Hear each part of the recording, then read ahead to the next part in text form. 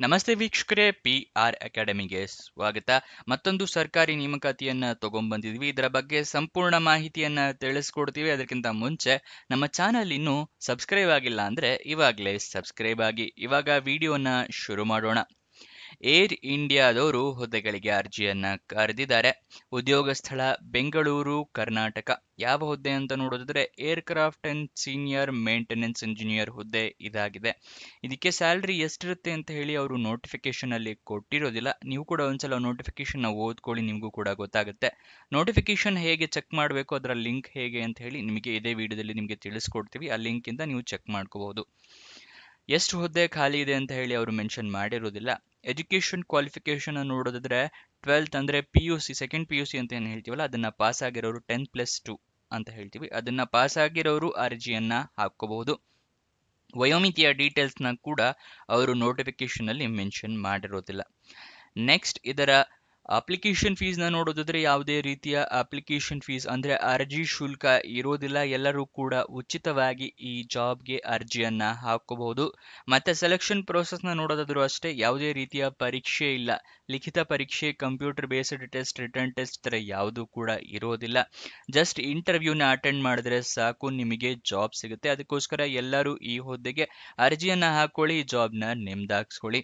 Application ಹೇಗೆ ಹಾಕೋಬೇಕು ಅಂತ ಹೇಳಿದ್ರೆ, ನೀವು ಆನ್ಲೈನ್ ಮುಖಾಂತರ ಅಪ್ಲಿಕೇಶನ್ ಹಾಕೋಬೇಕಾಗುತ್ತೆ. ಆನ್ಲೈನ್ ಮುಖಾಂತರ ಅರ್ಜಿಯನ್ನ ಹಾಕೊಳ್ತಾ ನಿಮ್ಮ ಇಮೇಲ್ ID ಮತ್ತೆ ಮೊಬೈಲ್ ನಂಬರ್ನ ಕರೆಕ್ಟ್ ಆಗಿ ಮೆನ್ಷನ್ ಮಾಡಿ. ಏನಕ್ಕೆ ಅಂದ್ರೆ, ನಿಮಗೇನಾದ್ರೂ ಜಾಬ್ ಸಿಕ್ಕಿದ್ರೆ ಇಮೇಲ್ ಅಥವಾ SMS ಮುಖಾಂತರ ಅವರು ತಿಳಿಸ್ಕೊಡ್ತಾರೆ, ಅದಕ್ಕೋಸ್ಕರ. ಮತ್ತೆ ಅಪ್ಲಿಕೇಶನ್ ಹಾಕೋಕ್ಕೂ ಮುಂಚೆ ನೋಟಿಫಿಕೇಶನ್ ಸಂಪೂರ್ಣವಾಗಿ ಓದ್ಕೊಳ್ಳಿ.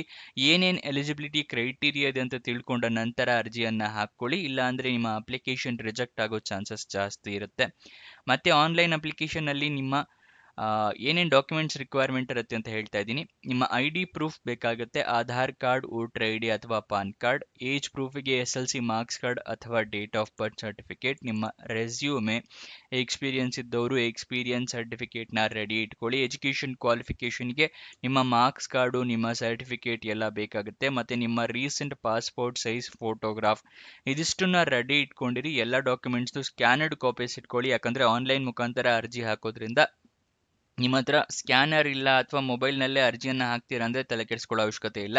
ಎಲ್ಲ ಡಾಕ್ಯುಮೆಂಟ್ಸು ಕೂಡ ಮೊಬೈಲ್ನಲ್ಲೇ ಫೋಟೋ ತೊಗೊಂಡಿಟ್ಕೊಳ್ಳಿ, ಅಥವಾ ಮೊಬೈಲ್ನಲ್ಲೇ ಸ್ಕ್ಯಾನರ್ ಆ್ಯಪ್ಗಳು ಬರುತ್ತಲ್ಲ, ಅದನ್ನು ಡೌನ್ಲೋಡ್ ಮಾಡ್ಕೊಂಡು ಡಾಕ್ಯುಮೆಂಟ್ಸ್ನ ಕ್ಲೀನಾಗಿ ಮೊಬೈಲ್ ಕ್ಯಾಮ್ರಾಯಿಂದನೇ ಸ್ಕ್ಯಾನ್ ಮಾಡ್ಕೊಳ್ಳಿ. ಎಲ್ಲ ಡಾಕ್ಯುಮೆಂಟ್ಸ್ನ ರೆಡಿ ಇಟ್ಕೊಳ್ಳಿ, ಅಪ್ಲೋಡ್ ಮಾಡೋದಕ್ಕೆ ಈಸಿ ಆಗುತ್ತೆ. ಆಮೇಲೆ ಅಪ್ಲಿಕೇಶನ್ ಫಾರಮ್ ಫಿಲಪ್ ಆದಮೇಲೆ ಎಲ್ಲ ಡೀಟೇಲ್ಸ್ ಅಕ್ಯುರೇಟ್ ಆಗಿದೆಯಾ, ಕರೆಕ್ಟ್ ಆಗಿದೆಯಾ ಅಂತ 2 ಸಲ ಚೆಕ್ ಮಾಡ್ಕೊಳ್ಳಿ. ಆಮೇಲೆ ಡಾಕ್ಯುಮೆಂಟ್ಸ್ನ ಅಪ್ಲೋಡ್ ಮಾಡಿ, ಆಮೇಲೆ ಅಪ್ಲಿಕೇಶನ್ನ ಸಬ್ಮಿಟ್ ಮಾಡಿ. ಅಪ್ಲಿಕೇಶನ್ ಸಬ್ಮಿಟ್ ಮಾಡಿ ಆದಮೇಲೆ ಅಪ್ಲಿಕೇಶನ್ ನಂಬರ್ ಅಥವಾ ರಿಕ್ವೆಸ್ಟ್ ನಂಬರ್ ಆ ಥರ ಏನಾದರೂ ಬಂದರೆ ಅದನ್ನು ಬರೆದಿಟ್ಕೊಳ್ಳಿ. ನಿಮ್ಮ ಅಪ್ಲಿಕೇಶನ್ ಸ್ಟೇಟಸ್ ಚೆಕ್ ಮಾಡೋದಕ್ಕೆ ಫ್ಯೂಚರ್ಗೆ ಉಪಯೋಗ ಆಗುತ್ತೆ. ಅಪ್ಲಿಕೇಶನ್ ಓಪನ್ ಆಗಿದ್ದ ದಿನಾಂಕ 13 ಮೇ 2026, ಕೊನೆಯ ದಿನಾಂಕ 10 ಜೂನ್ 2026. ಅಷ್ಟರ ಒಳಗಡೆ ನೀವು ಅರ್ಜಿಯನ್ನು ಹಾಕೋ ಥರ ವ್ಯವಸ್ಥೆ ಮಾಡ್ಕೋಬೇಕಾಗುತ್ತೆ. ಇದರ ನೋಟಿಫಿಕೇಶನ್ ಮತ್ತು ಅಪ್ಲಿಕೇಶನ್ ಲಿಂಕ್ನ ತೋರಿಸ್ಕೊಡ್ತಾ ಇದ್ದೀನಿ.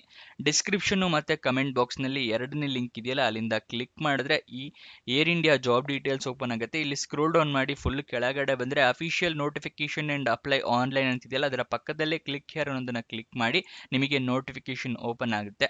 ಇಲ್ಲಿ ಯಾವ ಹುದ್ದೆಗೆ ಅಂತ ಹೇಳಿ ಕೊಟ್ಟಿದ್ದಾರೆ. ಉದ್ಯೋಗ ಸ್ಥಳ ಬೆಂಗಳೂರು, MRO ಅಂದರೆ ಮೇಂಟೆನೆನ್ಸ್ ಇಂಜಿನಿಯರ್, ಅದೇ ಹೇಳಿದ್ನಲ್ಲ ಆ ಜಾಬ್ಗೆ ಕೊಟ್ಟಿದ್ದಾರೆ.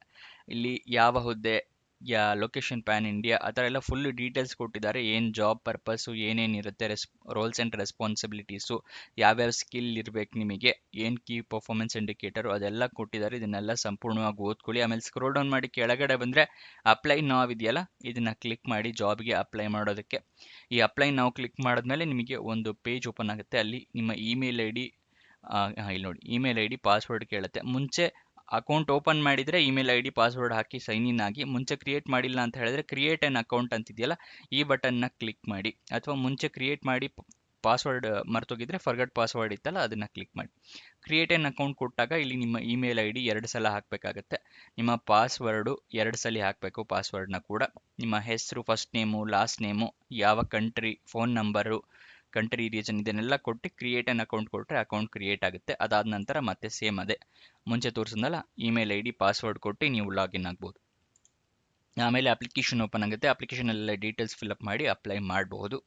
ಇದರ ಅಫಿಷಿಯಲ್ ವೆಬ್ಸೈಟ್ ಅಡ್ರೆಸ್ಸು airindia.in. ಇದು ಅಫಿಷಿಯಲ್ ವೆಬ್ಸೈಟ್ನ ಅಡ್ರೆಸ್ ಆಗಿರುತ್ತೆ. ಅಲ್ಲಿಂದ ಕೂಡ ಈ ಜಾಬ್ ಬಗ್ಗೆ ಸಂಪೂರ್ಣ ಮಾಹಿತಿಯನ್ನು ತಿಳ್ಕೊಬಹುದು, ಈ ಜಾಬ್ಗೆ ಅಪ್ಲೈ ಮಾಡಬಹುದು. ಇದಿಷ್ಟು ಈ ಜಾಬ್ನ ವಿವರ. ನಿಮಗೆ ಏನೇ ಡೌಟ್ಸ್ ಅಥವಾ ಕ್ವಶನ್ಸ್ ಇದ್ದರೆ ಕಮೆಂಟ್ ಬಾಕ್ಸ್ನಲ್ಲಿ ಕಮೆಂಟ್ ಮಾಡಿ, ನಾವು ಉತ್ತರ ಕೊಡೋದಕ್ಕೆ ಪ್ರಯತ್ನ ಮಾಡ್ತೀವಿ.